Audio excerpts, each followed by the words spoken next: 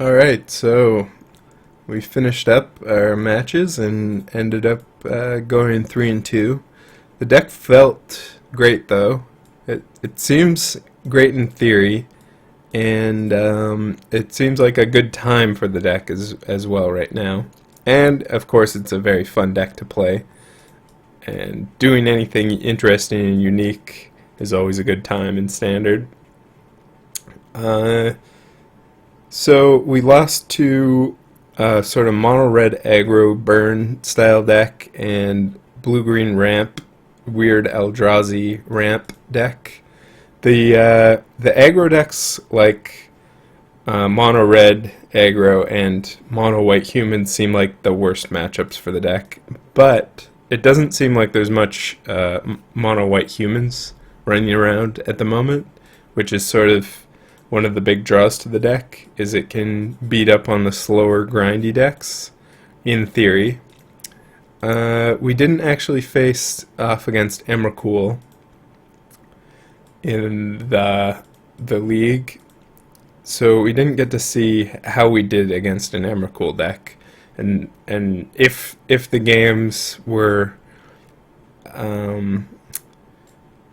if we were being beaten by Emrakul, or if Days Undoing was enough to get rid of the graveyard, and if we could assemble our combos fast enough, take turns, and win the game before Emrakul came online.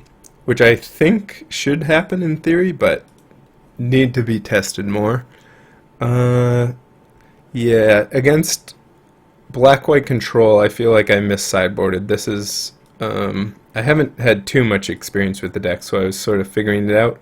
But I think next time I play against black-white control, I'm not going to bring in any creatures. I'm just going to focus on the plan, keep in Engulf the Shores, and counter everything they do and deal with their creatures and see how that goes.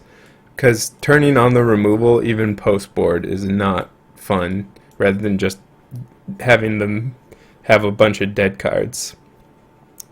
The blue-red Fevered Visions deck was sweet and an interesting matchup, all about Prism Ring, basically, and Jace's Sanctum. You're frantically trying to empty your hand and get enough Prism Rings to negate their Fevered Visions and burn. So that's kind of fun. I feel like maybe Mono Blue is slightly favored, but it's a really strange matchup where very few cards matter. Like Prism Ring, Jace's Sanctum matter on our side, whereas Fevered Visions matter on their side.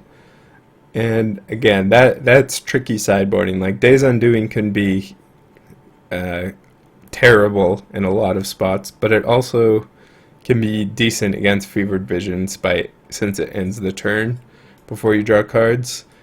But yeah, I'll definitely be trying this deck more, and I'm a big fan of it. It's lots of fun, and it seems fairly well positioned now, so give it a try.